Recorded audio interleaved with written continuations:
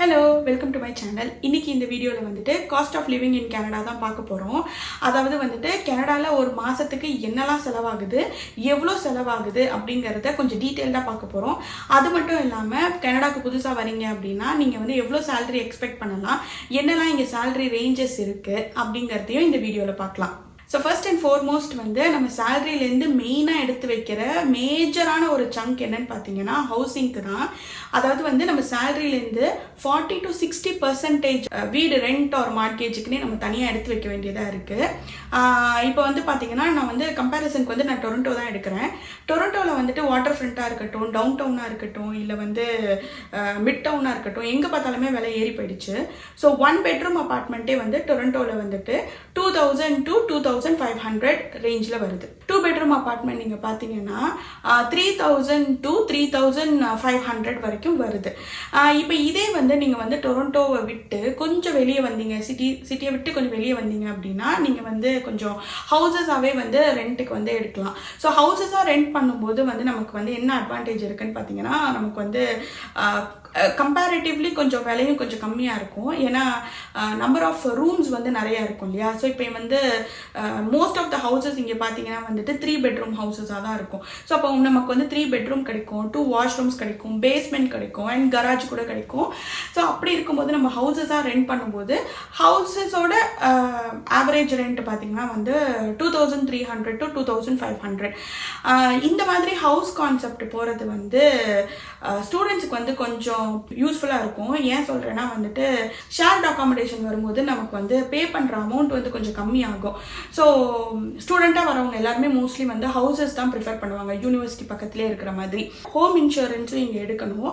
Home insurance வந்து again அது வந்து it depends on the type of the house. காண்டோனா ஒரு ரேட் இருக்கும், அப்பார்ட்மெண்ட்னா ஒரு ரேட் இருக்கும், ஹவுஸாக இருந்தால் ஒரு ரேட் இருக்கும். ஸோ இந்த ஹோம் இன்சூரன்ஸுமே வந்துட்டு $50 to $100 பர் மந்த் வந்து நம்ம அதுக்காக தனியாக எடுத்து வைக்கிற மாதிரி இருக்கும். ஸோ அதுக்கப்புறம் வந்து யூட்டிலிட்டிஸ் வந்து இங்கே கனடாவில் வந்துட்டு வந்து water, heat and electricity. So யூஸ்வலாக வந்து டொரண்டோவில் வந்து எப்படி இருக்கும்னு பார்த்தீங்கன்னா, இப்போ சில அப்பார்ட்மெண்ட்ஸ்லாம் இருக்கும். அந்த அப்பார்ட்மெண்ட்ஸ் வந்து என்ன பண்ணியிருப்பாங்கன்னா, நம்ம ஹைட்ரோ மட்டும் பே பண்ணுற மாதிரி இருக்கும். மிச்சம் ரெண்டுத்தையும் வந்துட்டு அந்த ரெண்டல் ஆஃபீஸே வந்து டேக் கேர் பண்ணிப்பாங்க. ஸோ அப்படி இருக்கும்போது நம்ம ஹைட்ரோ மட்டும் பே பண்ணோம் அப்படின்னு வச்சுக்கோங்களேன், சம்மருக்கு வந்துட்டு ஒரு $40 to $45.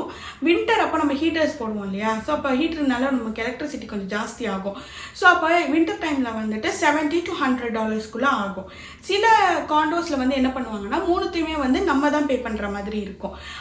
அப்போ வந்து நம்ம இப்போ மூணுத்தையும் நம்ம தான் பே பண்ணுறோம் அப்படின்னா க்ளோஸ் டு $200 to $300. நான் சொல்கிறது வந்துட்டு மூணுத்தையும் சேர்த்து தான் கவர் பண்ணி சொல்கிறேன். ஸோ அடுத்த முக்கியமான விஷயம் வந்துட்டு வைஃபை வந்து இங்கே வந்து ராஜர்ஸ் இருக்குது, ஃபைடோ இருக்குது, பெல் இருக்குது, டெலிஸ் இருக்குது. ஸோ இவங்க எல்லாருக்கிட்டையுமே வந்துட்டு ஸ்டார்டிங் ப்ரைஸ் பார்த்தீங்கன்னா வந்து $85 ஆரம்பிக்குது. நாங்கள் யூஸ் பண்ணுற வைஃபை பிளான் வந்துட்டு 1.5 GB டவுன்லோட் ஸ்பீட் இருக்கிறது. ஸோ அது வந்து அரௌண்ட் $100 வருது. பட் ஸ்டார்டிங் வந்து எனிவேர் பிட்வீன் $65 to $85 வரும் வைஃபைக்கு. நெக்ஸ்ட் வந்து ஃபோன் பில். ஃபோன் வந்து இப்போ இங்கே வந்து ஒருத்தருக்கு வந்துட்டு $60 ஆகும். நம்ம வந்து வயர்லெஸ் பிளான் எடுக்கும்போதே அதில் டேட்டாவோட தானே வரும். ஈவன் 150 GB வந்து $75 அந்த மாதிரி கூட ஆப்ஷன்ஸ் இருக்குது. ஸோ நம்ம அந்த மாதிரி எடுத்துக்கிட்டோன்னா வீட்டில் நம்ம தனியாக கட்டுற வைஃபையை வந்து நம்ம வந்து அவாய்ட் பண்ணிக்கலாம். வெறும் ஃபோன்லேயே மட்டும் நம்ம ஹாட்ஸ்பாட் எடுத்து யூஸ் பண்ணிக்கிட்டோம்னா நமக்கு இன்னும் கொஞ்சம் பட்ஜெட் ஃப்ரெண்ட்லியாக இருக்கும். அண்ட் ஃபோன் பிளான்ஸ்லேயும் சரி, வைஃபை பிளான்ஸ்லேயும் சரி, ஸ்டூடெண்ட்ஸுக்கு அப்படின்னா அவங்களுக்கு வந்து தனியாகவே டிஸ்கவுண்ட்ஸ் இருக்குது. ஸோ நம்ம வந்து அதை வந்து அந்த ஸ்டோர்ஸில் போய்ட்டு நம்ம வந்து அப்ரோச் பண்ணிக்கலாம். ஸோ இப்போ இந்த ஹவுசிங் சொன்னோம் இல்லையா, ஹவுசிங் யூட்டிலிட்டிஸ் பார்த்தோம்ல. இப்போ அடுத்து வந்து என்னென்னா, ஹவுசிங் வந்து இப்போது நம்ம ஒரு வேளை வந்து சிட்டியை விட்டு வெளியே வந்து தங்கியிருக்கோம் அப்படின்னா நம்ம ரொம்ப முக்கியமாக யோசிக்க வேண்டியது என்னது, கம்யூட் இல்லையா. நம்ம ஆஃபீஸ் பக்கத்துலேயே தங்கியிருந்தோம்னா நமக்கு வாக்கபிள் டிஸ்டன்ஸாக தான் இருக்கும். ஸோ நமக்கு டிரான்ஸ்போர்ட் பெருசாக தேவைப்படாது. ஆனால் இப்போ நிறைய பேர் வந்துட்டு கொஞ்சம் தள்ளி வர்றதுனால நம்ம வந்து டிரான்ஸ்போர்ட்டேஷனுக்கான இதையும் வந்து ஆட் பண்ணணும். டொரண்டோவில் வந்துட்டு பஸ் பாஸ் வந்து பார்த்தீங்கன்னா பர் மந்த்துக்கு வந்து $156. இப்போ இதே வந்து நீங்கள் ஸ்டூடெண்ட்ஸாக இருந்தீங்க அப்படின்னா வந்து உங்களுக்கு வந்து $128 வருது. யூஸ்வலாக வந்து டொரண்டோவில் வந்து நிறைய பேர் வந்துட்டு லோக்கல் டிரான்ஸ்போர்ட் தான் ப்ரிஃபர் பண்ணுவாங்க. ஏன்னா வந்து ஸ்ட்ரீட் கார் இருக்குது, பஸ் இருக்குது, சப் இருக்குது. ஸோ லோக்கல் டிரான்ஸ்போர்ட் தான் நிறைய பேர் ப்ரிஃபர் பண்ணுவாங்க. ஆனால் நமக்கு வந்து இப்போ சிட்டியை விட்டு கொஞ்சம் வெளியே வரோம் அப்படின்னா அங்கே வந்து லோக்கல் டிரான்ஸ்போர்ட்டேஷன் வந்து கொஞ்சம் கம்மியாக இருக்கும். ஸோ இப்போ அந்த மாதிரி நேரத்தில் வந்து நமக்கு வந்து கண்டிப்பாக வந்து கார் தேவைப்படும். அண்ட் இங்கே இருக்கிற ஒரு வீட்லேயும் நீங்கள் பார்த்தீங்கன்னா கார் இல்லாத வீடே நீங்கள் பார்க்க முடியாது. கார் கண்டிப்பாக அவசியமாக தான் இருக்கும் நம்மளோட ஓன் ஃப்ளெக்சிபிலிட்டிக்காக. ஆனால் இப்போ நம்ம கார் நம்ம ஓன் பண்ணுறோம் அப்படின்னா அப்போ அதுக்கு தனியாக நம்ம ஒரு ப்ரைஸ் பே பண்ண வேண்டியது இருக்கும் இல்லையா? ஸோ அப்போ அதை வந்து நம்ம பார்த்தோம்னு வச்சுக்கோங்களேன். இப்போ கார் நம்ம வாங்குகிறோம், அந்த காருக்கு வந்துட்டு இங்கே வந்து இன்சூரன்ஸ் பே பண்ணணும். அப்புறம் வந்துட்டு காருக்கு வந்து மெயின்டெனன்ஸ் இருக்கும். இப்போ வந்து சம்மராக இருக்கும்போது வந்துட்டு சம்மர் டயர்ஸ் யூஸ் பண்ணணும், வின்டரில் இருக்கும்போது வின்டர் டயர்ஸ் யூஸ் பண்ணணும். ஸோ ஒரு வாட்டியும் நம்ம வந்து இந்த டயர்ஸ் ஸ்வாப் பண்ணும்போது நம்ம வந்து மெயின்டெனன்ஸையும் நம்ம பார்க்குற மாதிரி இருக்கும். காரோட இன்சூரன்ஸ் வந்து நம்ம தங்கியிருக்கிற இடத்துக்கு ஏற்ற மாதிரி மாறிக்கிட்டே இருக்கும். இப்போ ஃபார் எக்ஸாம்பிள் வந்து மிசிசாகா, டொரண்டோ, முக்கியமாக பிராம்ப்டனில் வந்துட்டு கார் இன்சூரன்ஸ் வந்து ரொம்ப ஜாஸ்தி. பிகாஸ் அங்கே வந்து கார் ஜாக்கிங் வந்து ரொம்ப நிறைய நடக்கிறதுனால, அடிக்கடி நடக்கிறதுனால அங்கே வந்து இன்சூரன்ஸ் வந்து ரொம்ப அதிகமாக பே பண்ணுற மாதிரி இருக்கும்.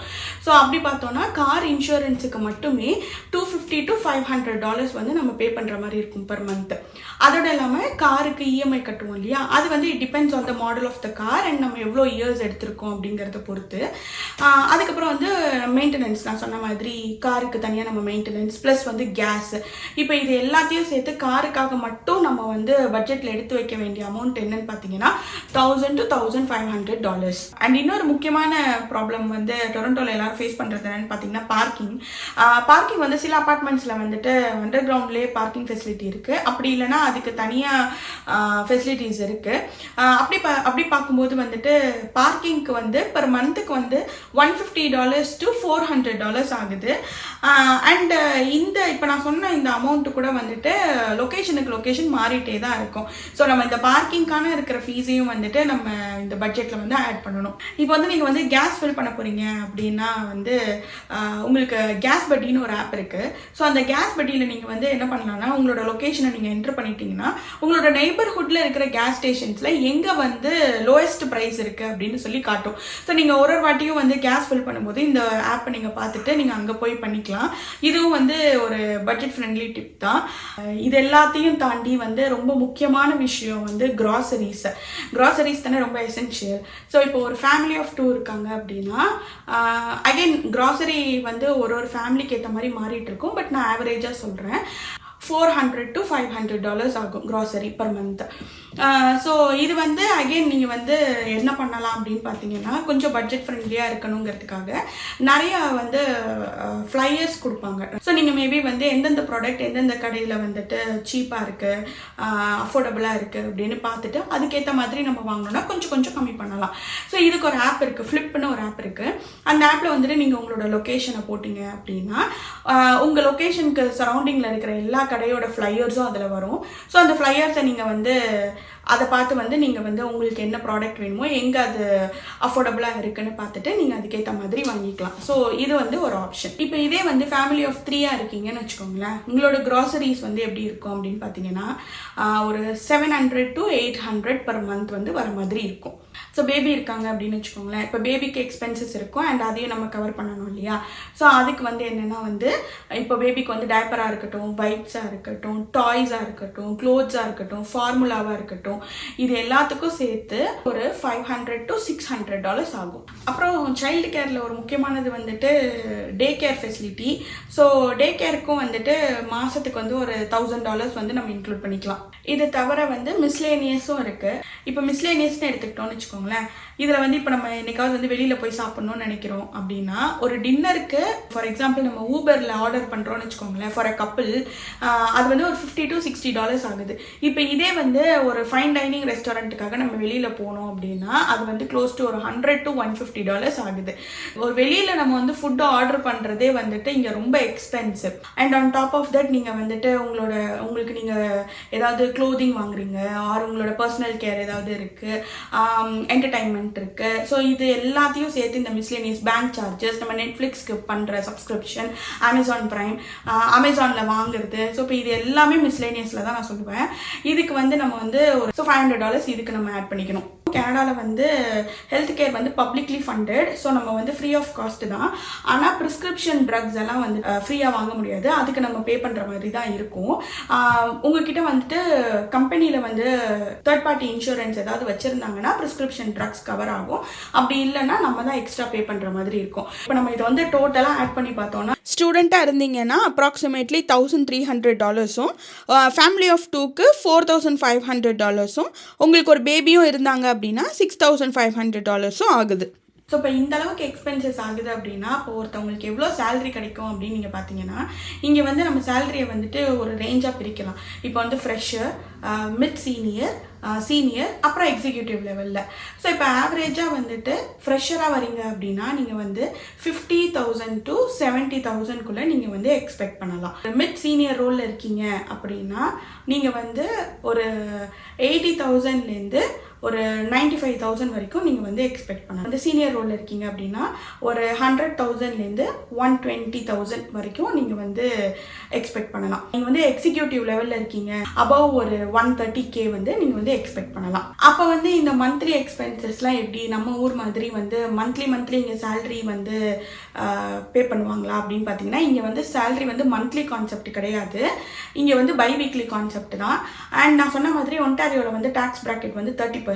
ஸோ இப்போ உங்களுக்கு ஒரு ரஃபாக வந்து ஒரு சேலரி கொடுக்குறாங்க அப்படின்னா அது வந்து நீங்கள் எவ்வளோ பை வீக்லி வரும் அப்படின்னு நீங்கள் கேல்குலேட் பண்ணணும்னா அதுக்கு வந்து ஒரு வெப்சைட் இருக்குது. இதில் வந்து உங்களோட ப்ராவின்ஸை வந்து நீங்கள் சூஸ் பண்ணிவிட்டு உங்களோட ஆனுவல் சேலரி நீங்கள் இங்கே என்ட்ரு பண்ணிவிட்டு நீங்கள் இங்கே பை வீக்லிங்கிற ஆப்ஷனை சூஸ் பண்ணீங்க அப்படின்னா உங்களுக்கு மந்த்லி வந்து உங்களுக்கு வந்து பை வீக்லி வந்து எவ்வளோ வருங்கிறத வந்து இந்த வெப்சைட் வந்து சொல்லிடும். இந்த வெப்சைட்டோட லிங்க் வந்து நான் வந்து உங்களுக்கு வந்து டிஸ்கிரிப்ஷனில் தரேன். ஸோ இதெல்லாம் தான் வந்துட்டு கனடாவில் ஆகிற ஒரு மாதத்துக்கான செலவுகள். ஸோ நீங்கள் புதுசாக கனடாக்கு வரீங்க அப்படின்னா நான் சொன்ன மாதிரி உங்களோட சேலரி என்ட்ரு பண்ணிவிட்டு உங்களுக்கு எவ்வளோ வருதுன்னு பாருங்கள். நான் சொன்ன மாதிரி எக்ஸ்பென்சஸ்லாம் கால்குலேட் பண்ணி பாருங்கள், ரெண்டுத்தையும் மேட்ச் பண்ணி பாருங்கள், உங்களால் அதை மேனேஜ் பண்ண முடியுமான்ட்டு. நீங்கள் வந்து கனடாக்கு வந்து ட்ரை பண்ணுறீங்க, ஒரு புதுசாக பிஆர் அப்ளை பண்ணுறீங்க, ஆர் நீங்கள் இங்கே வர போகிறீங்கன்னா நான் இதுக்கு முன்னாடி ஒரு வீடியோ போட்டிருந்தேன், அந்த வீடியோவை மறக்காமல் பாருங்கள். உங்களுக்கு வேறு ஏதாவது குவெஸ்டன்ஸ் இருந்துச்சு அப்படின்னா எனக்கு வந்து யூடியூப்பில் இங்கே கீழே கமெண்ட் பண்ணுங்கள், அப்படி இல்லைனா வந்து இன்ஸ்டாகிராமில் டிஎம் பண்ணுங்கள்.